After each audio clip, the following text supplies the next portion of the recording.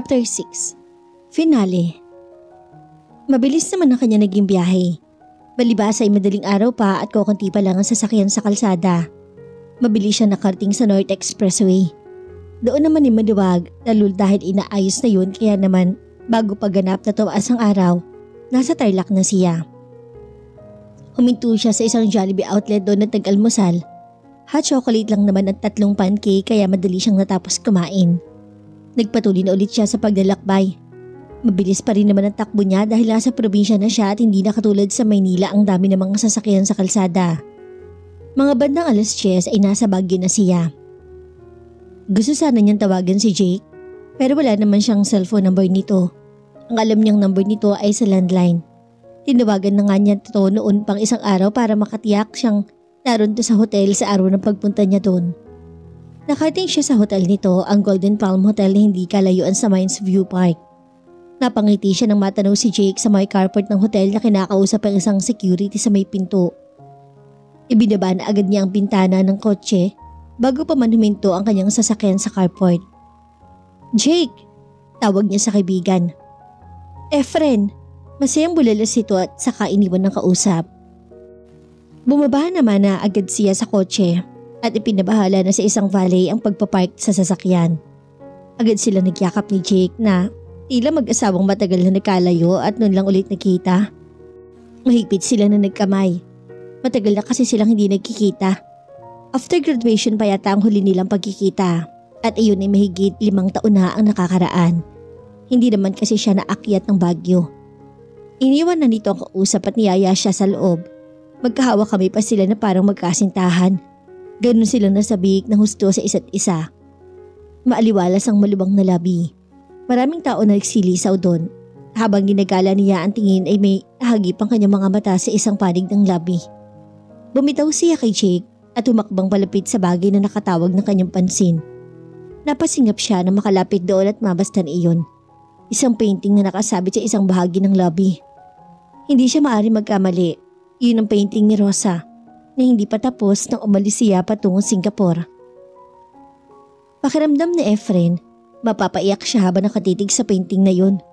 Maganda ang pagkaka-frame pero higit na maganda ang painting. Hindi siya maaaring magkamali.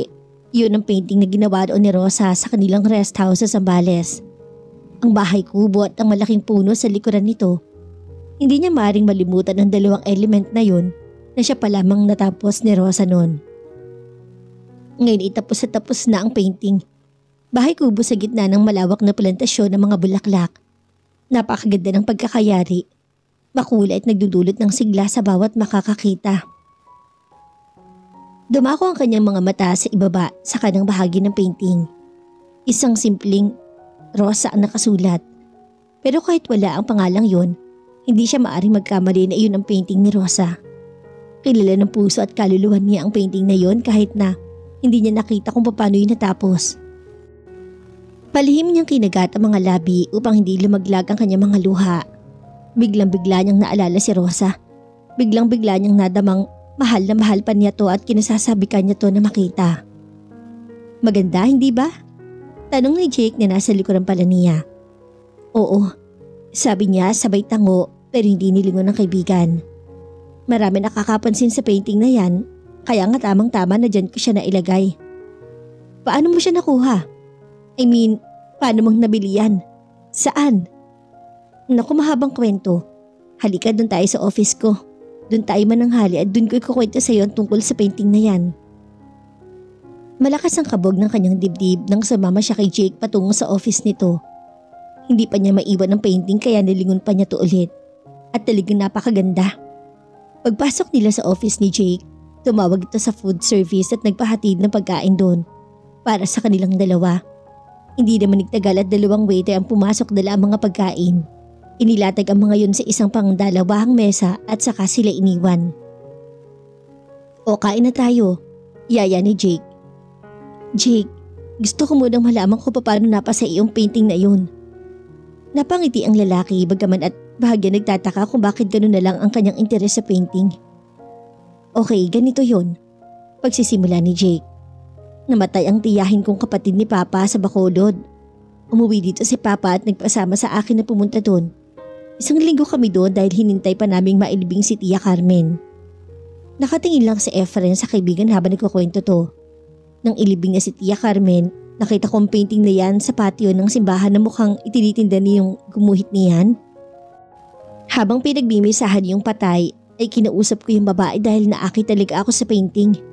Naisip ko magandang i-display yun sa labi nitong hotel. Pinagbibili nga, 40,000 ang binayad ko dyan. 40,000? Actually, 30,000 lang ang presyo pero nang malaman kong kaya niya pinagbibili ang painting dahil sa kanyang inang may sakit, dinagdagan ko na ng 10,000. Tulong ko na lang kako sa kanyang inay. Hindi siya nakakibo. Kamamatay lang daw ng kanyang ama. At yung nanay niya parang masyadong dinamdam yung pagkamatay ng asawa kaya parang nagkasakit. At ang masama, parang ayaw ng tulungan ng sarili para gumaling. Nalaman mo ba ang kinamatay ng kanyang ama? Oo. Dun kasing ilibing si Tia Carmen, wala akong dalang pera para mabili ko yung painting. Kaya hiningi ko ang address niyang babae. Sabi ko pupuntahan ko siya sa bahay. Matapos ang libing o kinabukasan at saka kukunin yung painting. Sa bahay nila, naikwento niya sa akin na yung father pala niya ay nakasagasa ng isang lalaki sa pagmamaneho nito ng jeep. Namatay yung nasagasaan at masyado yatang nagilty ang kanyang itay kaya nagkasakit. Kasi raw, talagang kasalanan ng kanyang itay ang pagkakasagasa sa lalaki. Taga Bacolod ba silang talaga? Tanong niyang gustong makatiyak. Taga Lucban, Quezon daw sila. Pero nang makasagasa ang kanyang itay, napilitan silang umuwi sa Bacolod dahil taga ron ang kanyang itay. Sa sarili ay napailing si Efren. Yung kanyang itay, mabubulok sana sa bilangguan dahil nga sa pagkakasagasa sa isang lalaki. Inamin kasi ng kanyang itay na nagsiselfone to nang masagasaan yung biktima. Nabalitaan naman ng magulang ng kasintahan ng babae ang nangyari. Inalok nila ito na areglohin ang kaso para makalaya ang itay niya. Pero sa kondisyong lalayuan niya ang kasintahan nito. Napapikit si Efren. Hayun ang kasagutan sa kanyang mga tanong kung bakit hindi na niya makontak si Rosa at kung bakit umalis ito sa dating tinitirhan. Hindi niya napigilan ang pagpatak ng kanyang mga luha na labis na pinagtaka naman ni Jake. Efren, bakit? Yung pangalan ng babaeng yun, nalaman mo ba? Oo, Rosa Alto. Hindi na niya napigil ang damdamin at napahulhol na siya sa nalaman tungkol kay Rosa. Efren, ano ba nangyayari sa'yo? Nagtaas siya ng tingin. Jake, ibigay mo sa akin ang address ng babaeng to sa Bacolod. Bakit? Si Rosa, siya ang kasintahan kong nawawala. Napaawang ang mga labi ni Jake. Pero ang sabi mo ikakasal ka na kay Chit. Paano naging kasintahan mo ang Rosa na to? Mahabang kwento pare. Pero ibigay mo muna sa akin ang address niya sa Bacolod at pupuntahan ko siya. Pare, paano ang inyong kasal ni Chit? Kami ni Rosa ang magpapakasal at pare, ikaw pa rin ang aming magiging best man. Hindi naman nakakibo si Jake. Anong gagawin mo sa Bacolod? Tanong naman ng kanyang mama ng umagang yun na bumaba siya ng kanyang kwarto na kapapaligo lang. Nakabihis at may dalang isang traveling bag. Sinabi niya sa ina na pupunta siya ng Bacolod. Naroon si Rosa, mama. Pupuntahan ko siya doon. Sabi niya sa mahinang boses. Sino? Malinaw ang narinig niyo, mama. Si Rosa. Nang umalis siya ng Quezon, doon sila nagpunta sa Bacolod. Sa bahay ng kanyang itay. Ngayong nalaman ko na, pupuntahan ko siya doon. Hanggang ngayon ba, hindi pa natatapos ang kahibangan mo sa babaeng yan?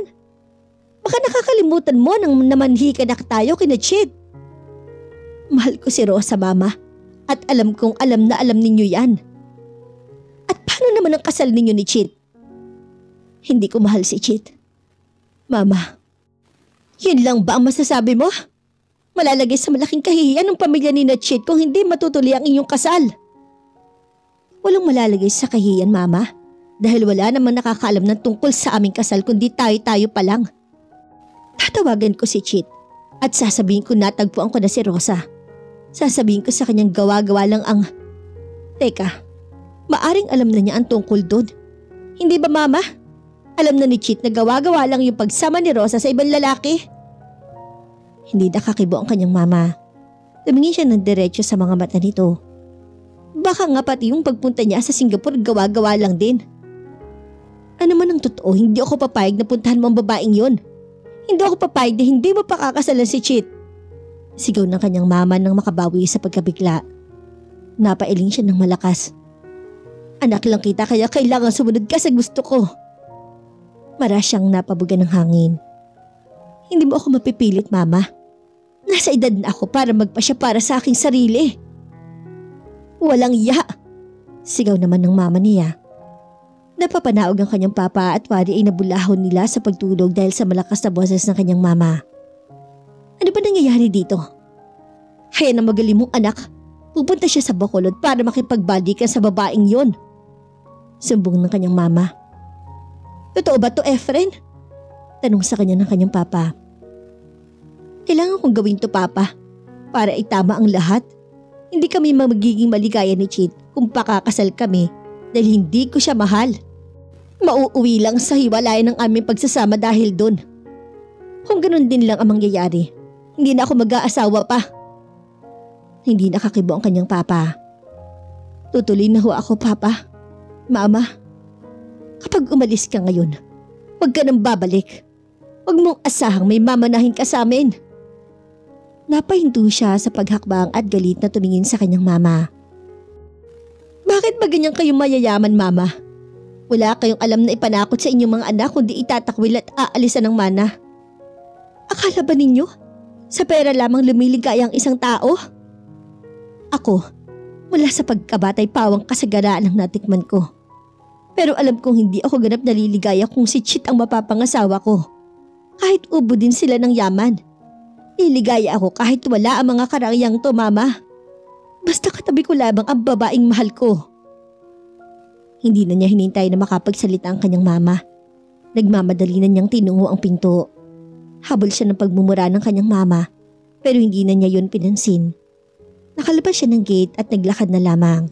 Sa banda pa roon ay nakakita siya ng isang taxi na nagbababa ng sasakay. Kinawayan niya yun at isinakay naman siya. Nagpahatid na siya sa domestic airport.